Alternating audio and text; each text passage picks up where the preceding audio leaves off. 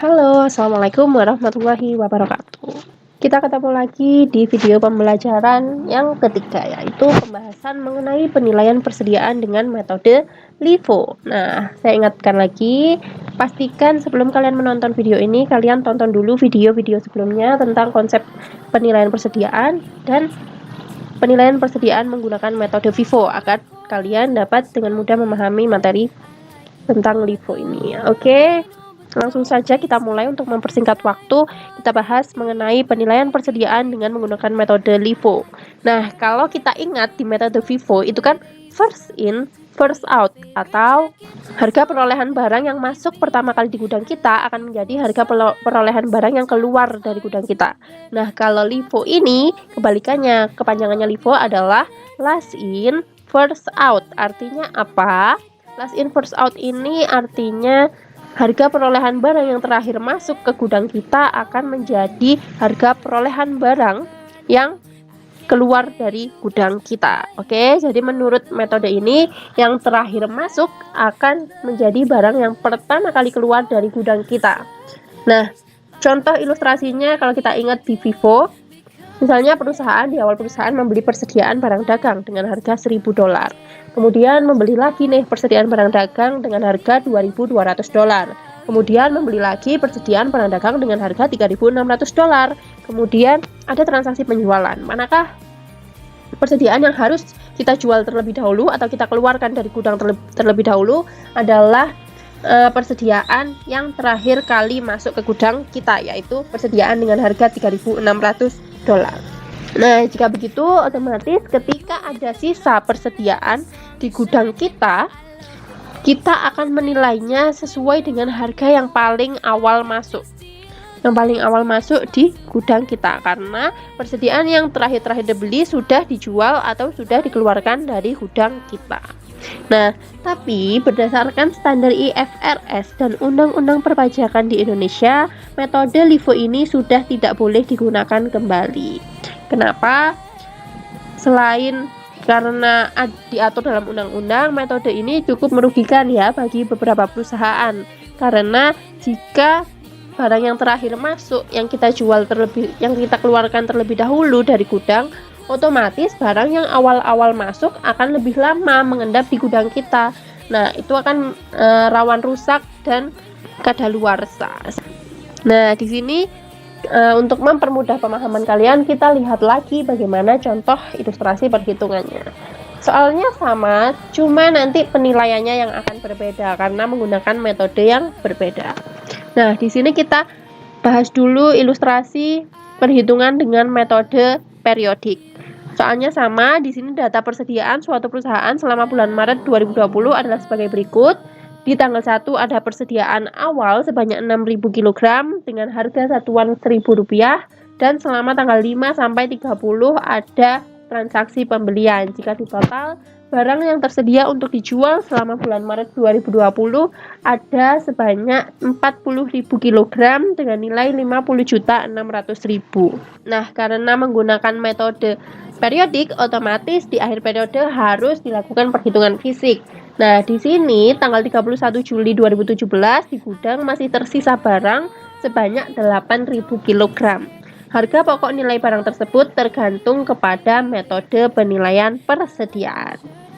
Oke, kita catat dengan metode LIFO. Di sini persediaan barang dagang pada 31 Maret kan tadi tersisa sebanyak 8.000 kg. Nah, 8.000 kg ini kita identifikasi apakah 8.000 kg ini kita identifikasi berapa saja harganya.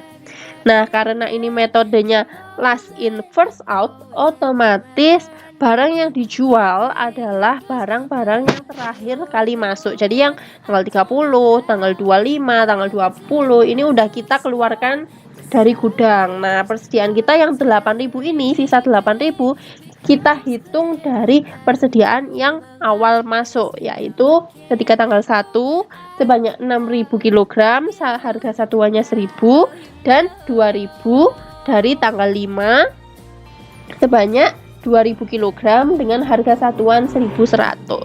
Nah, jadi di sini perhitungan nilai persediaan pada tanggal 31 Maret 2020 adalah sebesar 8.200.000 dari 6.000 kg.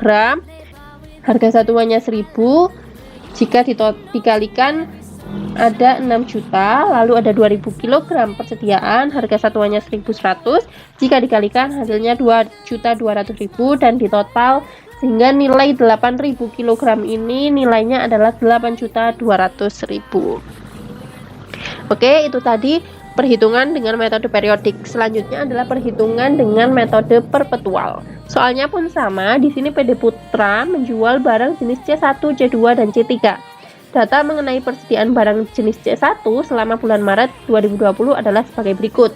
Di tanggal 2 ada persediaan awal 120 unit dengan harga satuan 27.000. Kemudian tanggal 5 ada pembelian, tanggal 10 ada penjualan, 16 pembelian, 20 pembelian, dan 26 ada penjualan lagi.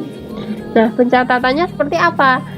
Pencatatan di awal sama, kita tetap harus menuliskan persediaan awal di sisi saldo. Di sisi saldo tadi ada persediaan awal sebanyak 120 unit dengan harga satuan 27.000, sehingga jumlah biayanya adalah 3.240.000. Oke, dari sini masih sama ya dengan metode FIFO. Kemudian yang kedua ada transaksi pembelian, ada barang yang masuk ke dalam gudang kita. Nah, di sini ada pembelian sebanyak 180 unit dengan harga 30.000. Nah, karena harga beli sebesar 30.000 ini berbeda dengan biaya dari unit 120 yang tersisa sebelumnya, maka saldo persediaan kita harus kita pisahkan. Nah, yang pertama kita catat dulu saldo yang awal yaitu 120 unit dengan harga 27.000. Baru kemudian kita catat saldo selanjutnya dari transaksi pembelian sebanyak 180 unit dengan harga 30.000. Oke, dari sini caranya juga masih sama dengan yang metode FIFO. Kita catat secara terpisah, kita catat unit atau saldo yang awal dulu, baru kita catat harga yang selanjutnya, seperti itu. Nah, kemudian disinilah yang membedakan, yaitu ketika ada transaksi penjualan atau ketika ada transaksi pengeluaran barang dari gudang kita. Nah, kalau tadi di metode FIFO yang kita keluarkan dulu adalah yang masuk pertama, yaitu yang 120 unit ini. Tapi karena ini metodenya adalah last in first out, jadi yang kita keluarkan adalah persediaan yang terakhir masuk terlebih dahulu. Jadi yang kita keluarkan terlebih dahulu adalah persediaan yang terakhir masuk dalam gudang. Nah, di sini kan ada penjualan sebanyak 200 unit. Nah, karena yang dikeluarkan adalah barang yang terakhir masuk dulu, jadi yang kita habiskan adalah 180 unit. 180 unit dengan harga satuan 30.000 rupiah ini terlebih dahulu kita habiskan. Baru karena ini masih kurang, seharusnya kita menjual 200, tapi persediaan kedua kita hanya 180, kita tambahkanlah 20 unit persediaan dari saldo unit harga yang pertama, yaitu dari saldo unit 120 unit ini. Nah, kita jual, kita keluarkan dari gudang sebanyak 20 unit dengan harga satuan 27.000. Sehingga di sini saldo persediaan barang dagang kita per tanggal 10 Maret adalah sebanyak 100 unit dengan harga satuan 27.000, karena yang 180 unit ini sudah kita keluarkan untuk dijual. Nah, jadi paham ya, yang membedakan adalah ketika first in first out atau FIFO, yang kita habiskan terlebih dahulu adalah saldo unit yang pertama ini. Tapi kalau last in first out, yang kita habiskan terlebih dahulu atau kita keluarkan dari gudang terlebih dahulu adalah saldo unit yang terakhir masuk ke dalam gudang, seperti itu. Nah, lalu tanggal 16 ada transaksi pembelian barang dagang sebanyak 200 unit dengan harga 31 dengan harga satuan 31.500. Nah, di sini harus kita pisahkan lagi nih pencatatannya karena harga barang yang dibeli berbeda dengan harga sebelumnya. Nah, kita catat dulu saldo sebelumnya masih ada 100 unit dengan harga satuan 27.000. Lalu yang kedua, kita catat 200 unit dengan harga satuan 31.500. Nah, di tanggal 20 perusahaan membeli lagi nih 120 unit dengan harga satuan 32.000. Harganya berbeda lagi, otomatis harus kita catat lagi secara terpisah. Yang pertama kita catat dulu dari saldo di tanggal sebelumnya, saldo terakhir di tanggal 16, kita catat dulu 100 unit seharga 27.000, lalu 200 unit seharga 31.500, baru kita catat setelah ada pembelian ini bertambah lagi 120 unit seharga 32.000. Oke. Kalau untuk transaksi pembelian pencatatannya sama. Hanya ketika penjualan bedanya tadi yang dikeluarkan pertama adalah yang terakhir masuk. Nah, di sini tanggal 26 ada lagi nih penjualan sebanyak 280. Nah, mana persediaan yang kita keluarkan dari gudang pertama kali adalah persediaan yang terakhir masuk atau 120 unit dengan harga 32.000 per unitnya terlebih dahulu. Jadi ini kita keluarkan dulu nih, kita habiskan 120 unit. Baru sisanya 160 unit kita ambil dari saldo persediaan yang terakhir masuk ke dalam gudang kedua. Nah, di sini kan yang kedua adalah 200 unit dengan harga satuan 31.500. Jadi kita tulis di sini 160 unit dengan harga satuan 31.500. Sehingga total yang dijual sama yaitu 280 unit. Lalu kita catat nih saldo persediaan kita di tanggal 26 Maret ini. Nah, di sini saldo kita ada 100 unit dan dengan harga satuan 27.000 dan 40 unit dari harga satuan 31.500. Yang 120 unit ini kemana? Yang 120 unit ini sudah dikeluarkan dari gudang untuk transaksi penjualan. Lalu kenapa ini hanya 40? Karena dari 200 unit ini 160 sudah kita keluarkan dari gudang untuk transaksi penjualan, sehingga di gudang kita tinggal 40 unit untuk harga yang 31.500.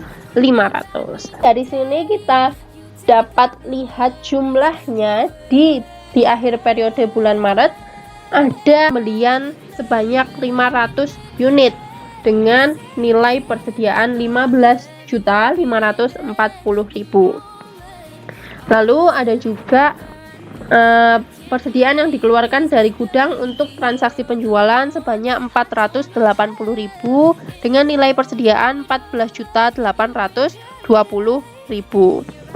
Dan sisa saldo persediaan kita yang ada di gudang di akhir periode ada 140 unit dengan nilai persediaan 3.960.000. Nah, mana yang dijadikan HPP atau harga pokok penjualan barang adalah nilai yang dikeluarkan, barang yang dikeluarkan dari gudang. Seperti itu. Kalian bisa cek nilai barang yang dikeluarkan dan saldo persediaan akhir perusahaan akan berbeda antara metode LIFO dan metode FIFO. Oke, sekian penjelasan mengenai metode LIFO. Jika ada yang masih dibingungkan, bisa ditanyakan ke Ibu. Selanjutnya ada soal lagi untuk mengasah pemahaman kalian, dan setelah mengerjakan soal adalah kita lihat video untuk metode average dan identifikasi khusus.